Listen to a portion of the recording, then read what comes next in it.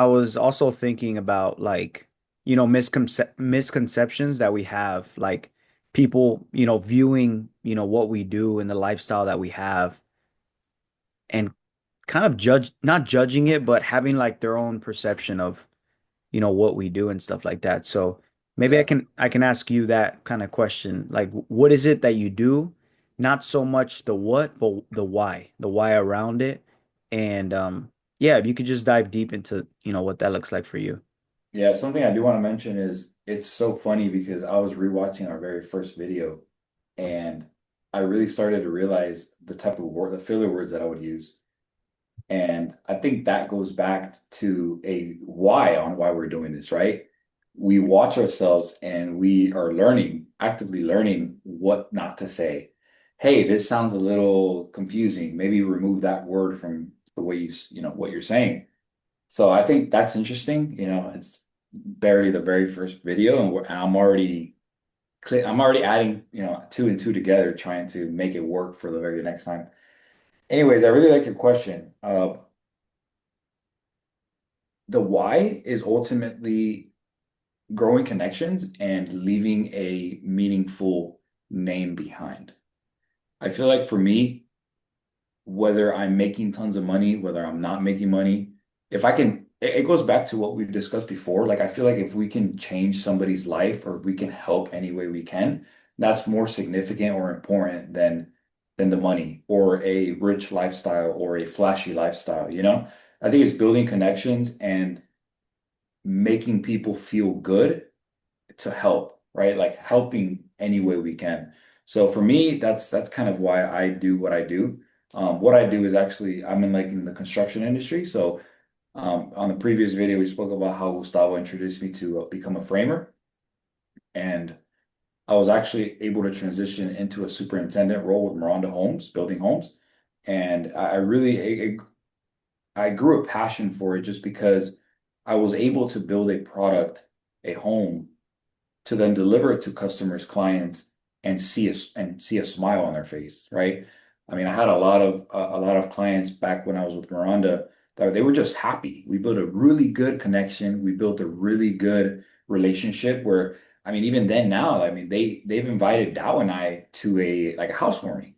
Like, hey, how am I not going to invite the person who built the house? And I'm like, wow, that's awesome, right? So it falls back to making a change in how people feel towards this product that I'm building them. That's the why. That's how I feel about it. Yeah. You Um, One thing that I wanted to touch base on is, how, sometimes we're talking, I'm doing it right now, the filler words. When I reviewed the first video, I said, a lot and right after I speak. So that also gives us more opportunity to grow and have better communication skills and, keep growing for again and sure. again. But we're gonna work on it. And as far as your kind of question, or the reason why I think it's such an important question is because, I've heard it before, and I'm sure you have as well. It's like if you lose your why, you'll lose your way. Because people think that, a lifestyle that you're pursuing is going to be, all flowers and daisies on the way up, right? But it's a journey that is going to, have its ups and downs, its peaks and its valleys. And if you don't understand why you're doing it in the first place, then it'll eventually create, you to get out of it or switch something else. I think last podcast you talked about something where it's like people like to, do different things and like keep switching up. And I like to call it shiny object syndrome, where people will like have oh, this is fun, this is cool, like I'm gonna try this. And then they realize how hard it is when you get to a certain point, and then you say, "Oh, this isn't for me. I'm gonna do something else." And that was me for some time, right? And I Mhm. think when you create a why strong enough to overcome adversity, then it makes it that much more meaningful. And I think that's why for me, my why is, like you said, make a change in this world and, give back to my family, give back to my community, and just do better things. I'm a strong believer in God's blessed us with a beautiful life, and what we do with our life is our gift back to Him. So I guess what I'm trying to get at here is, what do you say or what comes to your mind when someone tells you uh life isn't all about money? Like you need to relax, like you need to chill, calm down. You're doing too much, or you're not spending enough time with, you know, friends or family or whatever because you're very focused and locked in on what you're doing, which is amazing to see for somebody who understands. But for someone who doesn't understand, why is it that you're, dedicating yourself to, accomplish great things? So I find myself actually, because I'm still, work in progress, I still find myself sometimes too focused on the process and the journey and not looking back at what I've accomplished and spending time with family and really getting intentional when it comes to family time, right? I was talking to Dahlia the other day, and she had a really good point where it's like, hey, like let's take a break and see how far we've come together, you know? And to me, that really opened up my eyes just because there's times where I'm ready for the next goal. I'm ready for the next step. I'm ready for and sometimes it's really good to step back and look at what you've done, like Dal said, and really appreciate where you're at.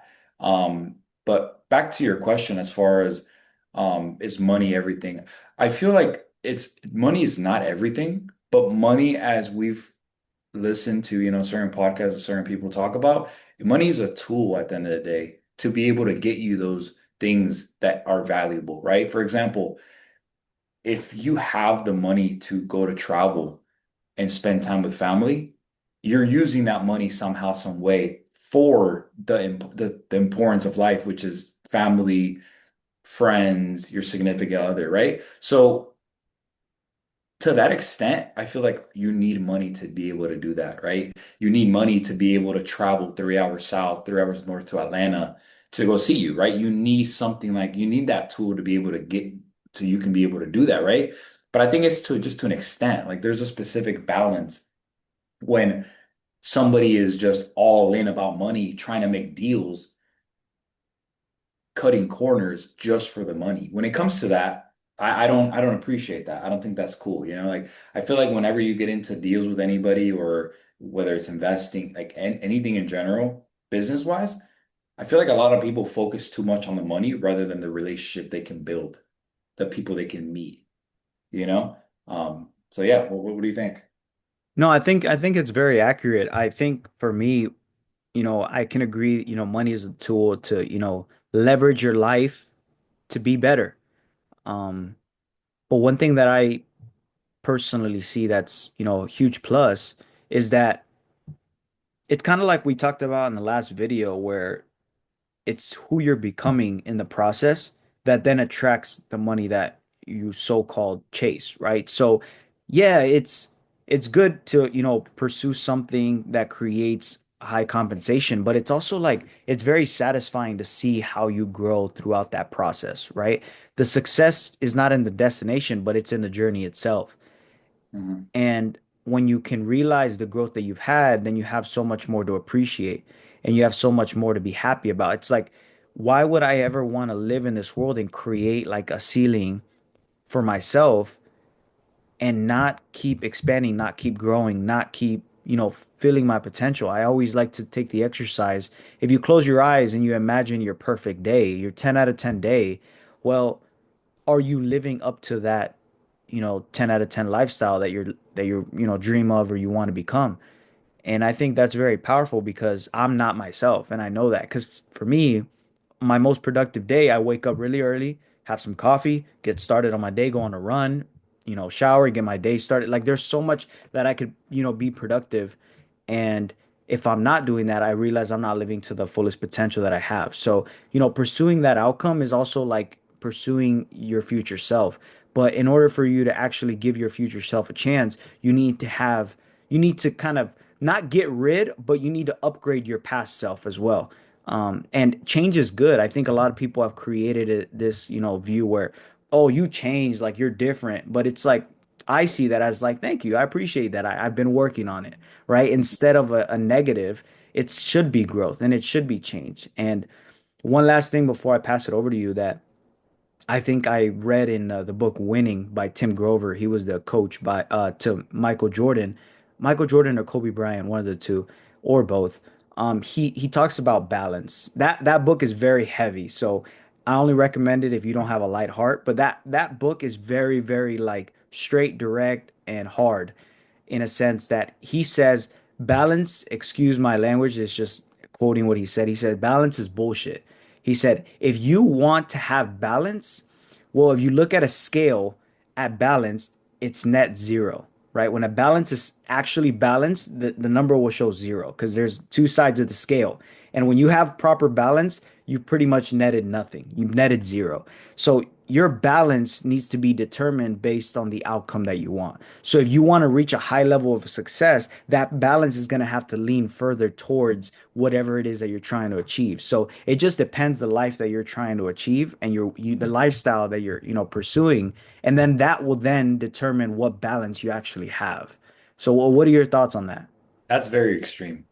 I think to an extent, it's like just depending on if you are on that, if you're like obsessed with your work and what you do, by all means, I feel like any great person, right? Mark Zuckerberg, all these big CEOs, they devoted their entire life to it, right?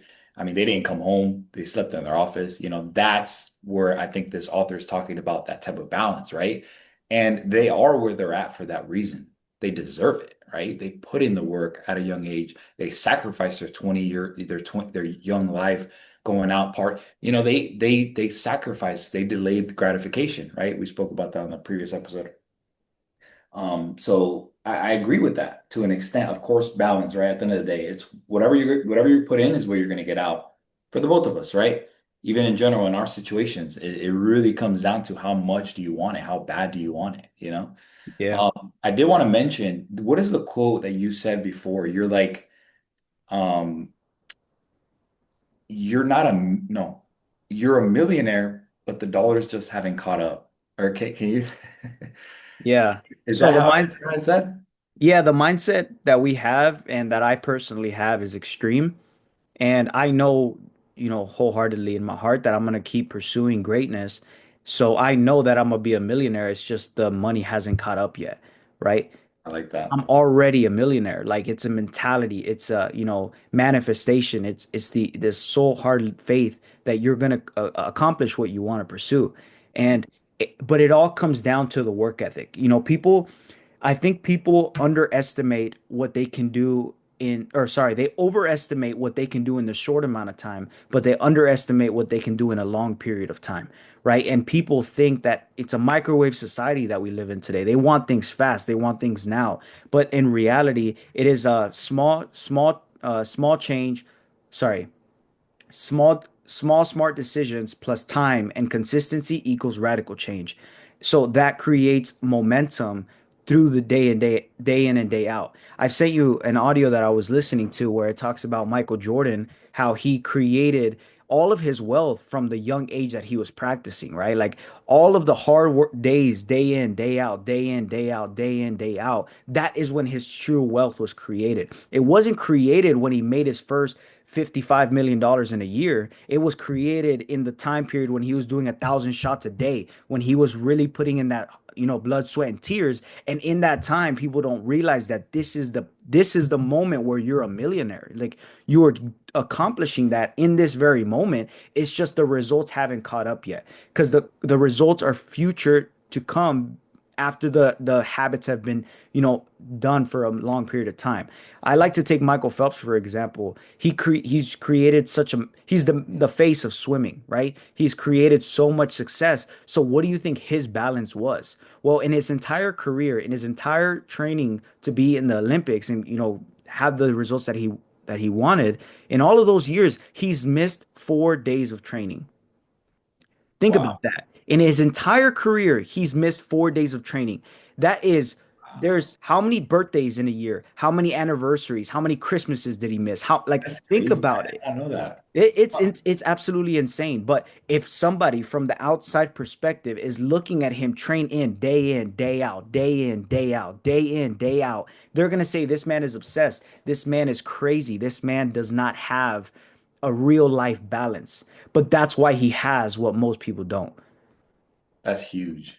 That's huge. And you know what's something that I really like that we're doing in this podcast is we're really it's not something that we're just it's our beliefs in our heads. It's we're quoting people. You know, it's like we look up to these people. These are role models. These are people that have set great examples for us to be able to quote and learn from them, right? A lot of the times I feel like we could just be communicating and talking about, the, 1% every day is 365% a day or a year, sorry.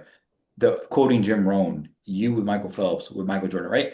Ultimately, they inspire us, right? That is our youth today. We look up to those certain people. So I feel like that's something that I did really want to like want to mention that I feel like we're big believers of people who have done and become successful. We just want to learn, we just want to grow. And, I'm glad that we're able to use, put people's names out there to really, um, you know, spark up a conversation, if you will. But anyways, bro, I think I really enjoyed this conversation. Dal and I actually ready to go play some pickleball. Hey, that's amazing. There you I'm go. probably gonna do the same later tonight, get some cardio in. So it's awesome to see. And I think to kind of wrap this conversation up, um, I think when you pursue excellence, it's gonna take a hard amount of work. Like a lot of, it's gonna take everything you've got. Like there's a reason why success and like these people that are at the top is very minimal to the percentage of people in the world, right? Because not many people are willing to put in that work. So if you are viewing this and you have some certain goal or some certain, you know, path that you're trying to pursue, I encourage you to understand that it's not going to be easy. And I'm in that position where it's very difficult for me at times as well. You as well. Yeah. It's like it's hard to create consistency. It's hard to create the mundane work, but in reality, that's what is required. And, once you see excellence, it's appreciated, but don't expect people to appreciate you while you're doing the hard work, right? They will appreciate you when the results and the excellence appears, but again, I want to remind you, you are the the excellence already. It's just the rest needs to catch up. So, I think that's the last final thoughts that I have. Awesome. I really like your final thoughts. I think we are all set, bro. All right, well, thanks for watching.